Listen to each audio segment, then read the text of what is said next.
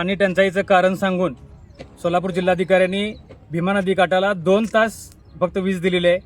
का तर पाणी टंचाई आहे. पुढच्या वर्षी आपल्याला पाऊसच नाही झाला तर पुढच्या वर्षी पिण्यासाठी पाणी राखीव ठेवायचं आहे. हे कारण सांगून आपली आज लाईट बंद केलेली आहे. आज आम्ही प्रत्यक्षात या भीमा नदीवर जो सादेपूर बंधारा आहे आपला, या ठिकाणी आलो. या बंधाऱ्याच्या समोरची नदीच्या पलीकडली बाजू आहे ती कर्नाटकची बाजू आहे आणि एका बाजूला आपण महाराष्ट्र आहे. कर्नाटकमध्ये आज आत्ता आम्ही बघितलं तर या ठिकाणी 8 तास लाईट मिळायला चालू आहे. तिथल्या मोटरा चालू आहेत.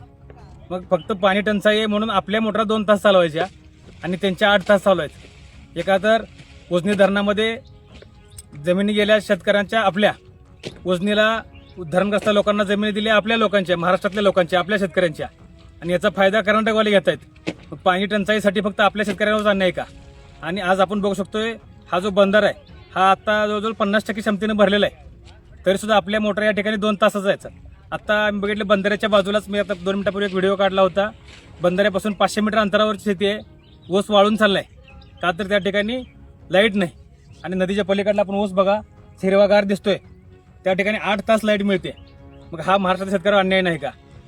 एकतर खरं तर महाराष्ट्र शासनानं हे ऊर्जा संकट आहे महाराष्ट्र देशावर, राज्यावर, म्हणून ह्यांनी लाईट बंद करण्याच्या ऐवजी पाणी नाही हे कारण सांगायचं आणि शेतकऱ्यांची लाईट बंद करायची.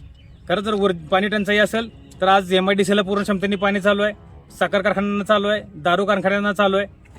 मग शेतकऱ्यावरच का? आज शहरामध्ये आपण बघितलं 8-8 तास सलग पाणी मिळते.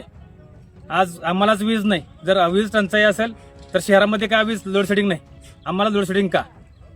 तर या सगळ्या प्रश्नाचं उत्तर घेण्यासाठी आणि जिल्हाधिकाऱ्यांना जाब विचारण्यासाठी येत्या सोमवारी 22 जून रोजी जिल्हाधिकारी कार्यालयावर आपण मोर्चा काढतोय आणि कलेक्टर साहेबांना हे चित्र दाखवू.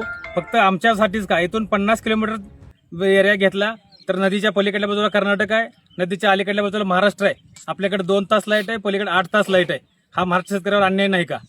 म्हणून आम्हाला सुद्धा किमान 6 तास तरी लाईट द्या, ही मागणीसाठी आपण मोर्चा घेऊन जातोय. आणि त्या दिवशी किमान 6 तासाचा आदेश काढल्याशिवाय आपण त्या ठिकाणी उठणार नाही, ही भूमिका आपण सगळ्यांनी घेऊया. आणि मला जे पूर्ण भीमा नदी काठाला म्हणजे उजनीपासून खालच्या कर्नाटकच्या बाउंड्रीपर्यंत, अक्कलकोटपर्यंत सर्व शेतकरी बांधवांना आवाहन करतोय, हा आपल्यावर अन्याय आहे. फक्त 2 तास लाईट का? नदीमध्ये पाणी साठा शिल्लक असताना 2 तास लाईट मिळते, म्हणून किमान 6 तास लाईट चालू करा. या मागणीसाठी आपण सोमवारी जिल्हाधिकारी कार्यालयावर मोर्चा घेऊन येतोय. त्याच मोर्चात सर्व शेतकऱ्यांनी सहभागी व्हावे. शेतकरी संघटनेचा